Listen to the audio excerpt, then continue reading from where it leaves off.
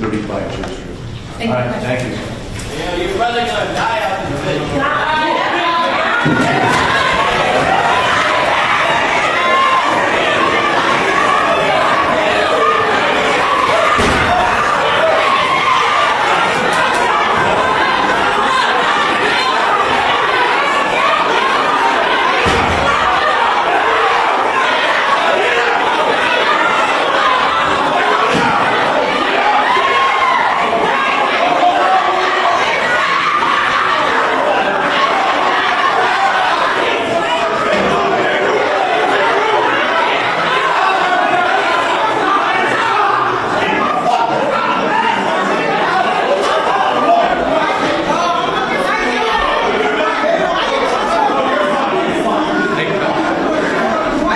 January 1st, 2025, New Haven Superior Court. The defendant stands before the judge, charged with murder. Behind him, the victim's family sits in the gallery. Grief less than 24 hours old, still raw, still bleeding. Then someone moves. Then another. Within seconds, multiple family members are lunging over courtroom barriers. Court officers rush in. Chaos erupts. The judge is shouting for order. Silence. This wasn't just a courtroom. This was the moment a family's agony collided with the cold machinery of justice. 24 hours earlier, 21-year-old Destiny Rumley was alive. A mother, fighting for her life inside an apartment while her 3-year-old child watched. 9 stab wounds later, she was gone, and the man accused of killing her was standing in that courtroom. This is what domestic violence really looks like. Not statistics, not awareness campaigns. This, the aftermath, the destruction, the rage. I'm going to show you exactly what happened and ask the questions no one else is asking. Destiny Rumley's murder has every element that should make us pay attention, yet you probably haven't heard about it. Why? Because domestic violence deaths happen so frequently in America that they barely register as news anymore. 3 women killed by intimate partners every single day. That's more than 1,000 per year. Destiny became one more name in an endless list. But here's what makes this case different. The courtroom eruption forced people to watch, to feel something, to confront the reality that behind every statistic is a family in pieces. I'm going to walk you through 3 things. 1. What actually happened on December 31st, 2024, inside that East Haven apartment, based on court documents, 911 calls, and police reports. 2. Why that courtroom exploded the next day, and what it reveals about our justice system's ability to handle crimes of passion and rage. 3. The questions investigators should be asking but aren't, about warning signs, prior incidents, and whether this death was as unpredictable as authorities claim. Let's start with what we know for certain. A brawl broke out here at New Haven Superior Court between the family, court marshals, and the victim's suspected killer. And even though blows were exchanged on both sides, the family says the deepest pain remains the loss of their loved one. There was no order in courtroom B after the first hearing for Tyreek Black. Black is the suspect of an East Haven murder investigation at an apartment. Angela Hubbard and the rest of the victim's family was there Wednesday for Black's first hearing. There's nothing that he can give as a reason for this, as a reason why now her mother tears got to water the cemetery ground. What? There's no justice. Justice for 21-year-old Destiny Rumley. The family gave us permission to use her name and share this picture of her. Our loved one not to be taken away in such a demeanor through domestic violence. She screamed for help. Her child was there.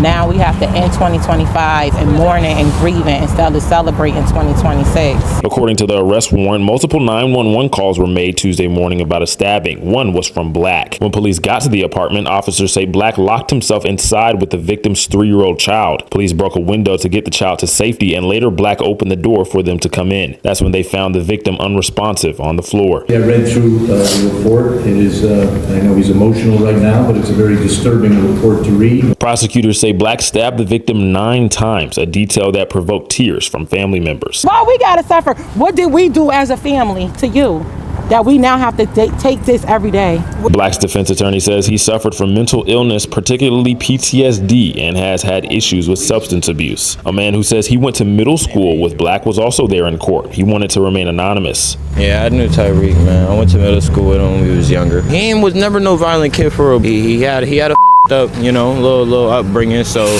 I could understand where the substance abuse came in at, but at the end of the day, substance abuse should never make up for a life being taken, We asked the family, what does justice look like in this situation? You brutally attacked. For you to stab her 9 times. Stabbed her. 9 times. What justice can we get?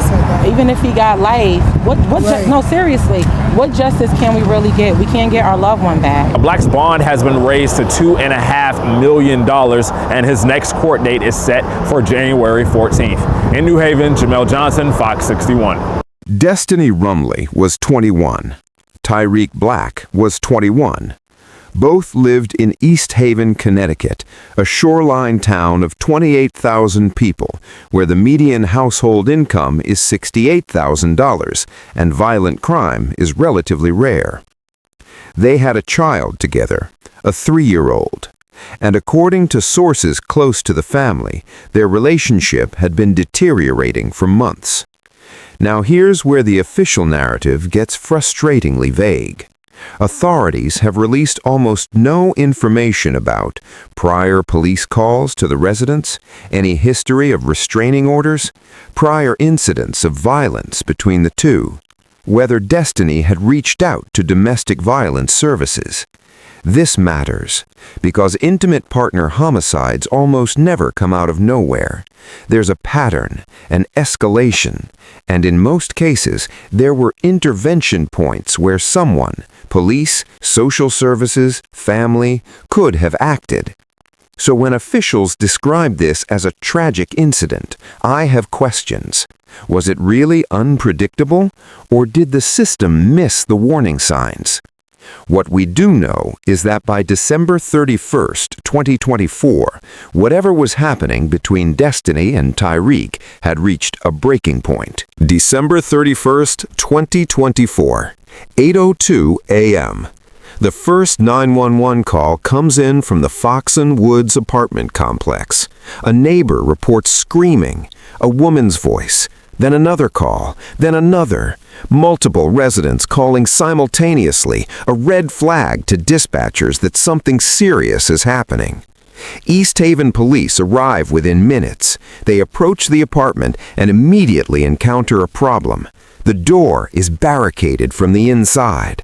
They can hear movement. They know Destiny is in there. They know her 3-year-old child is in there. And they know that every second they wait could be the difference between life and death.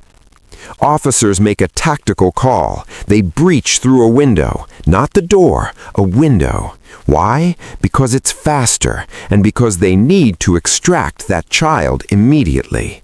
An officer reaches through, lifts the 3-year-old out to safety. The child is physically unharmed, but has witnessed something no human being, let alone a toddler, should ever see.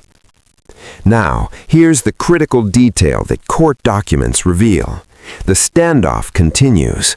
Tyreek Black is still inside. The door is still locked. Officers are calling for him to open it. Minutes pass. 5, 10. Finally, Black opens the door. Officers enter and find Destiny Rumley on the floor, unresponsive.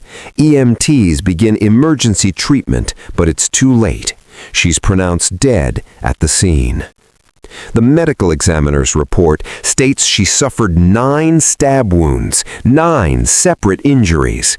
That's not a crime of passion that got out of hand in a moment. That's sustained, deliberate violence. Forensic psychologists have a term for this: overkill. It indicates rage, loss of control, and in intimate partner homicides, it's one of the strongest indicators of a history of abuse and escalation. Tyreek Black is arrested and charged with murder and risk of injury to a child. Destiny Rumley's family receives the call that will destroy them.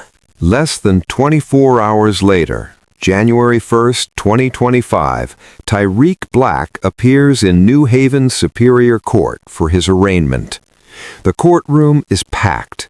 Destiny's mother is there, her siblings, extended family, friends, people who loved her and are now sitting 10 feet away from the man accused of stabbing her to death while her child watched.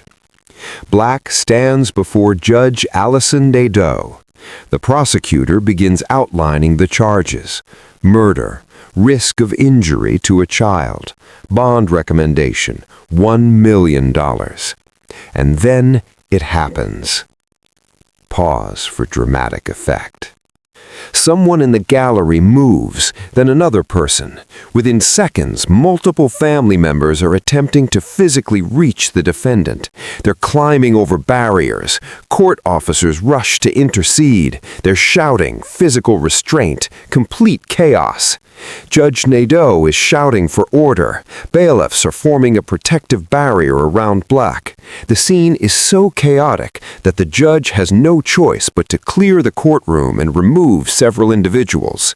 News cameras capture it all. The video goes viral. And suddenly, Destiny Rumley's murder, which might have been just another local news story, becomes a national conversation. Here's what's interesting. Legal experts had mixed reactions. Some said the family's response was entirely understandable, grief and rage in their rawest form, directed at the person they believed destroyed their lives. Others worried about the legal implications. Could this outburst be used by the defense to argue for a change of venue? Could it taint the jury pool? Could it become grounds for appeal if Black is convicted? But here's my take. That courtroom eruption was the most honest moment in this entire case. Because we talk about domestic violence in abstracts. We talk about cycles of abuse and intervention strategies and systemic failures. We sanitize it. That courtroom showed what domestic violence actually does. It doesn't just kill the victim, it detonates in the lives of everyone who loved them. It creates trauma that echoes through generations, including that 3-year-old child who will grow up knowing their father is accused of killing their mother. That's the real story here. So here are the questions I want answered, and the questions Connecticut authorities seem reluctant to address. Question 1. What was the prior history between Destiny and Tyreek? Were there previous police calls? Previous incidents? Did Destiny ever file for a restraining order? Did anyone in her circle report concerns about her safety? Because if the answer is yes, if there were warning signs, then this wasn't an unpredictable tragedy. This was a preventable death. Question 2. Why did Tyreek barricade himself in the apartment? This is a tactical question. Was he trying to prevent police from entering while he inflicted more harm? Was he considering self-harm?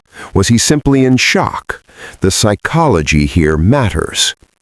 Question 3. What happens to that 3-year-old child? The child is now in family care, we're told. But what kind of trauma counseling is being provided? What's the long-term plan? That child witnessed something that will require years of therapeutic intervention. Question 4.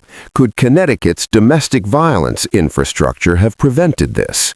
Connecticut has domestic violence hotlines, shelters, and intervention programs, but they're chronically underfunded. Wait times for shelter beds can be weeks. So when advocates say help is available, is it actually accessible when someone needs it most? These aren't rhetorical questions. These are the questions that determine whether the next Destiny Rumley survives. Tyreek Black remains held on $1 million bond in a Connecticut correctional facility.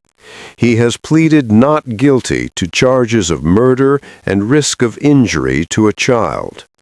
If convicted, he faces 25 years to life in prison. The case is proceeding through pre-trial motions. A trial date has not yet been set, but legal observers expect it could be 12 to 18 months before this reaches a jury, assuming it doesn't end in a plea agreement. Destiny's family has created memorial pages and spoken publicly about the need for better domestic violence intervention. They want her death to mean something.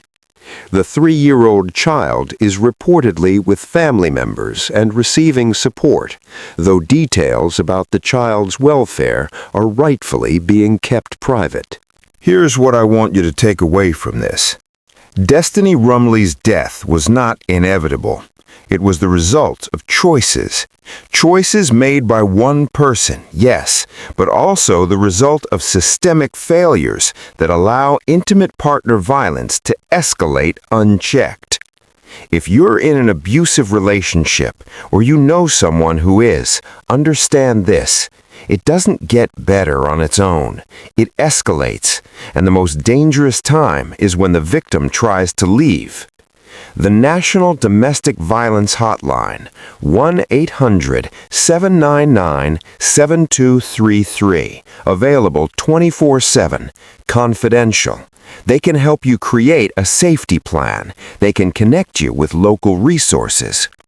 To everyone else, stop treating domestic violence like it's someone else's problem. If you see something, say something. If someone confides in you, believe them. If you're in a position to help, help. Because the next Destiny Rumley is out there right now, and whether she lives or dies might depend on whether someone is paying attention. Leave your thoughts below, and if you found this video valuable, subscribe, because these are the stories that need to be told.